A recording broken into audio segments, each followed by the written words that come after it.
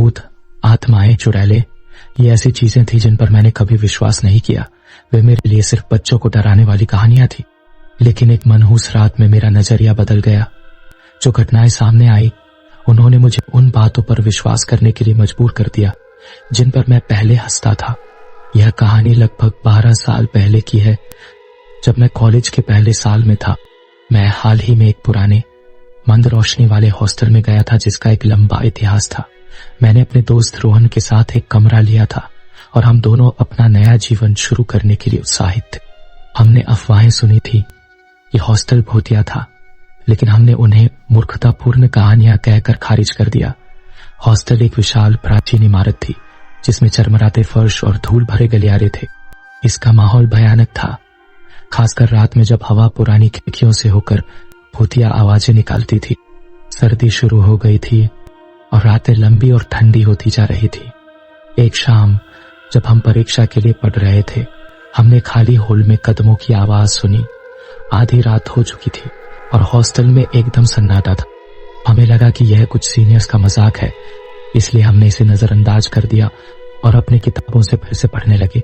लेकिन कदमों की आवाज जारी रही, तेज होती गई और ठीक हमारे दरवाजे के बाहर रुक गई। जब मैंने दरवाजा खोला तो हॉल खाली था। कुछ दिनों बाद रोहन ने मुझे बताया कि उसने हमारे कमरे में एक छायादार परछाई देखी है। मैं यह सोचकर हंसा कि वह मुझे डराने की कोशिश कर रहा है, लेकिन उस रात जब मैं बिस्तर पर लेटा, मुझे बंद खिड़कियों के बावजूद ठंडी हवा का झोंका मेरे पास से गुजरता हुआ महसूस हुआ। मैं उठ बैठा, मेरा दिल जोरों से धड़क रहा था और मैंने परछाई भी देखी। वह पूरे कमरे में चल रही थी और अचानक दीवार में गायब हो गई। इन घटनाओं से परेशान होकर हमने हॉस्टल वार्डन श्री शर्मा से बात करने का फैसला किया। वह एक बूढ़ा आदमी था जो कई समय से वहां काम कर रहा था।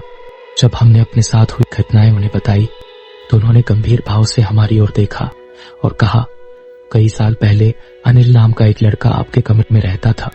वह एक उज्जवल, खुशमिजाज लड़का था, लेकिन एक रात वह अचानक गायब हो गया। थोड़े दिनों बाद उन्हें उसका शव मिला। तब से उस कमरे में अजीब चीजें घट रही हैं। कुछ लोग कहते हैं कि उसकी आत्मा उस कमरे में ही है। रोहन और मैं दंग रह गए। हम भूतों पर विश्वास नहीं करते थे, लेकिन हमने जो अनुभव किया वह बिल्कुल वास्तविक लगा। श्री शर्मा ने हमें दूसरे कमरे में जाने की सलाह दी, लेकिन हमने यह सोचकर रुकने का फैसला किया कि हम इसे संभाल सकते हैं। लेकिन स्थिति और खराब हो गई। एक रात हमने फुसफुसाहट सुनी। पहले तो वे धीमी थी, फिर तेज हो गई। ऐसा लग रहा था जैसे कोई हमारा नाम पुकार रहा हो। हमने इसे नजरअंदाज करने की कोशिश की, लेकिन फुसफुसाहटें जारी रही। हमारे कानों में तब भी गूंजती रही। जब हमने अपने सिर तकिए से ढक लिए, हम सो नहीं सके और अगले दिन थक गए। फिर वह रात आई जिसने सब कुछ बदल दिया। रात के करीब 2 बज रहे थे।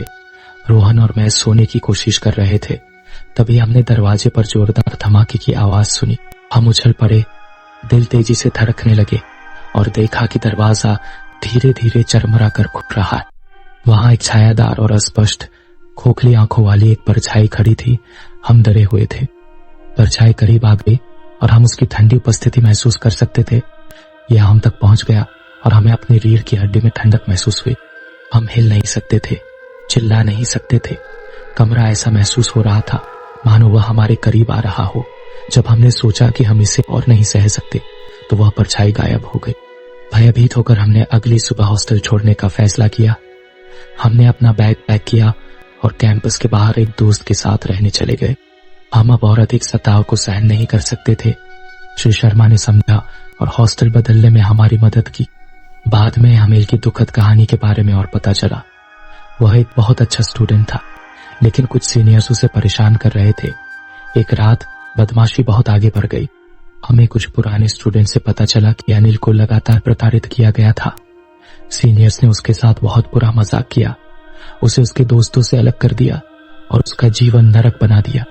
जिस रात वह गायब हुआ, अनिल सीनियर से बचने के लिए उनसे दूर भाग रहा था। घबराहट में वह गलत रास्ते से घने जंगल की ओर चला गया, जहां ठंड और चोटों के कारण उसकी मौत हो गई। उसकी मौत से हॉस्टल, खासकर कमरा नंबर 302 पर अंधेरा छा गया।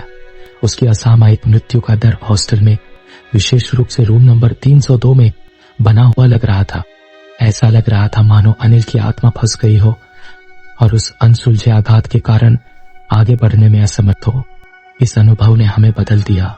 हम भूतों पर विश्वास न करने से लेकर अज्ञात से डरने की ओर बढ़ गए।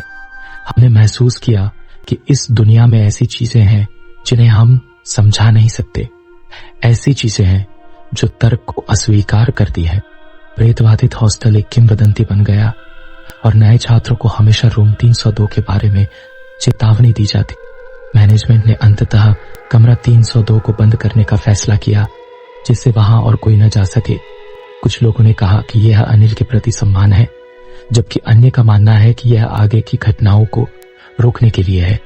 वर्षों बाद अनिल और रूम नंबर 302 की कहानी आज भी मेरी रीढ़ में सिहरन पैदा कर देती है।